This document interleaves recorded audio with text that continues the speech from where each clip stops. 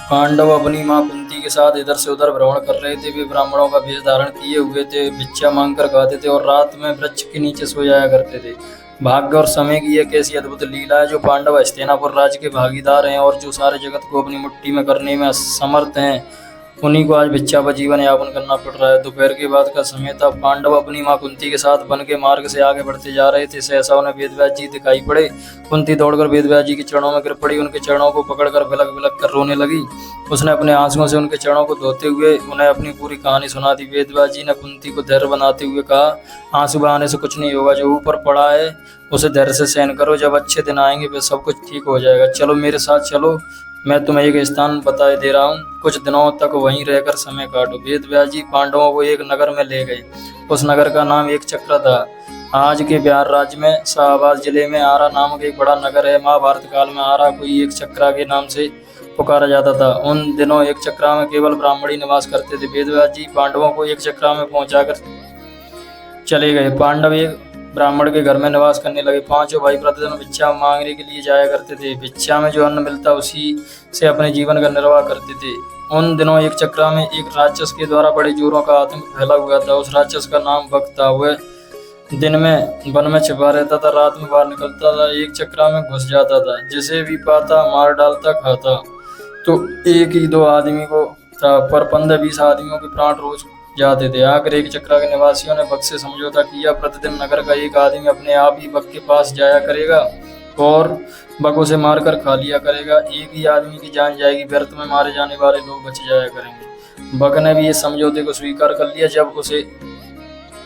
जब बैठे बैठाई भोजन मिल जाता तो वह समझौते को स्वीकार न करता तो क्या करता। उसने समझौते को स्वीकार करते हुए चेतावनी दे रखी थी कि अगर समझौते का उल्लंघन किया गया तो वो एक चक्रा को उजाड़ कर मिट्टी में मिला देगा। बस उसी दिन से क्रम एक घर का एक आदमी बक के पास जाने लगा। बक उसे खाकर अपनी क्षुधाग्नि को शांत करने लगा। संयोग की बात, एक दिन उस ब्राह्मण के घर की बारी आ गई जिसके घर में पांडव अपनी माँ के साथ निवास करते थे। दोपहर के पूर्व का समय था। कुंती अपने कमरे में बैठी हुई थी।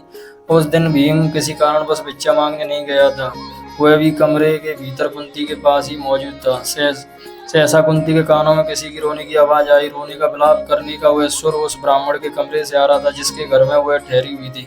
जब कुंती से विलाप का यह सकरुण स्वर सुनाई नहीं गया तो वह ब्राह्मण के कमरे में जा पहुंची। उसने वहां जो कुछ देखा उससे वह सन्नाटे में आ गई। ब्राह्मण के कुटुंब में कुल 3 ही प्राणी थे, ब्राह्मण, ब्राह्मणी और उसका एक युवा पुत्र। तीनों बिलख बिलख कर रो रहे थे। हाय हाय, अब क्या होगा? अब तो सब कुछ मिट्टी में मिलकर रहेगा। कुंती ने तीनों को रोता हुआ देखकर ब्राह्मण से पूछा, विप्रवर, आप तीनों इस प्रकार क्यों रो रहे हो? क्या मैं जान सकती हूँ किस दारुण कष्ट ने आप तीनों को अत्यंत दुखी बना रखा है? ब्राह्मण ने आंखों से आंसुओं की बूंदें गिराते हुए उत्तर दिया, बहन, तुम सुनकर क्या करोगी? हमारा कष्ट एक ऐसा कष्ट है जिसे कोई दूर नहीं कर सकता। कुंती ने सहानुभूति भरे स्वर में कहा, हम तो गरीब ब्राह्मण हैं, सच है, हम आपके कष्ट को दूर नहीं कर सकते, किंतु फिर भी सुनने में हर्ज ही क्या हो सकता है, हम आपके कुछ काम आ जाएं। जब कुंती ने बहुत आग्रह किया तो ब्राह्मण ने बक राक्षस की पूरी कहानी उसे सुना दी। कहानी सुनाकर उसने ससकते हुए कहा, बहन, हम कुल 3 ही प्राणी हैं। यदि कोई एक राक्षस के पास जाता है तो वह उसे मारकर खा जाएगा, हमारा घर बर्बाद हो जाएगा। इसलिए हम सोचते हैं कि हम तीनों ही राक्षस के पास चले जाएंगे। हम इसलिए रो रहे हैं, आज हम तीनों के जीवन का अंत हो जाएगा। ब्राह्मण की करुण कथा सुनकर कुंती बड़ी दुखी हुई। वह मन ही मन कुछ क्षणों तक सोचती रही, फिर बोली, विप्रवर, मैं एक बात कहती हूँ, उसे ध्यान से सुनिए। मेरे 5 पुत्र हैं। आज मैं अपने एक पुत्र को आपके कुटुंब की ओर से राक्षस के पास भेज दूंगी। यदि राक्षस मेरे पुत्र को खा जाएगा तो भी मेरे पास 4 पुत्र शेष रहेंगे। कुंती की बात सुनकर ब्राह्मण स्तब्ध रह गया। उसने परोपकार में धन देने वालों की कहानियां तो बहुत सुनी थी, पर पुत्र को दान देने की बात आज उसने पहली बार सुनी। वह कुंती को देखता हुआ बोला, बहन, तुम तो कोई स्वर्ग की देवी ज्ञात हो रही हो। मुझे इस बात पर गर्व है कि तुम्हारी जैसी देवी मेरे घर में अतिथि के रूप में है। तुम मेरे लिए पूजनीय है। मैं अपने अतिथि से प्रतिदान लूँ, यह अधर्म मुझसे नहीं हो सकेगा। मैं मिट जाऊंगा पर मैं अतिथि को कष्ट में नहीं पड़ने दूंगा। ब्राह्मण की बात सुनकर कुंती बोली, आपने हमें आश्रय देकर हम पर बड़ा उपकार किया है। आप हमारे उपकारी हैं। हमारा धर्म है कि आपको कष्ट में ना पड़ने दें। आप अपने धर्म का पालन तो करना चाहते हैं, पर हमें अपने धर्म का पालन से क्यों रोक रहे हैं? जब कुंती ने बहुत आग्रह किया तो ब्राह्मण ने उसकी बात मान ली। उसने दबे स्वर में कहा, अच्छी बात है बहन, ईश्वर तुम्हारा भला करे। कुंती ब्राह्मण के पास से उठकर भीम के पास गई। उसने पूरी कहानी भीम को सुनाकर उससे कहा, बेटा, परोपकार से बढ़कर दूसरा कोई धर्म नहीं होता है। तुम ब्राह्मण कुटुंब की ओर से एक भक्त के पास जाओ, यदि भक्त में मारकर खा जाएगा तो प्रसन्नता होगी कि मेरा बेटा परोपकार की वेदी पर बलिदान हो गया। भीम ने बड़े हर्ष के साथ अपनी माँ की आज्ञा को स्वीकार कर लिया। उसने कहा, माँ तुम्हारी आज्ञा से उदार रहे, भक्त मुझे क्या मार कर खाएगा, तुम्हारे आशीर्वाद से मैं उसे मिट्टी में मिला दूंगा। संध्या का समय था। भीम एक गाड़ी के ऊपर खाने पीने का सामान लाद कर उसे खींचता हुआ भक्त के निवास स्थान की ओर चल पड़ा।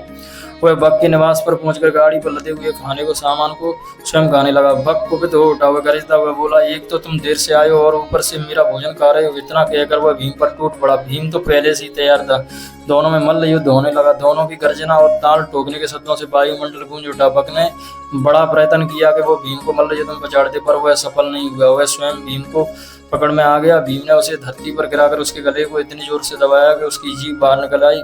वह प्राण शून्य हो गया। भीम ने उसे उठाकर नगर के फाटक के पास फेंक दिया। उधर संध्या समय चारों भाई भिक्षाटन से लौटे तो कुंती से सब कुछ सुनकर भी बड़े दुखी। उन्होंने माँ से कहा, तुमने भीम को अकेले भेजकर अच्छा नहीं किया। हम भाइयों में वही एक ऐसा है जो संकट के समय काम आता है। कुंती ने अपने पुत्रों को समझाते हुए कहा, तुम चिंता क्यों करते हो, तुम देखोगे कि मेरा भीम भक्त को मिट्टी मिलाकर आएगा।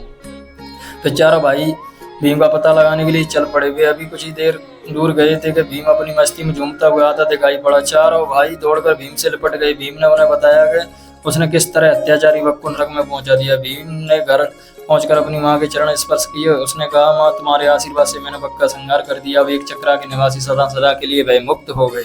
कुंती ने भीम का मुख चूमते हुए कहा, बेटा भीम, मुझे तुमसे यही आशा थी।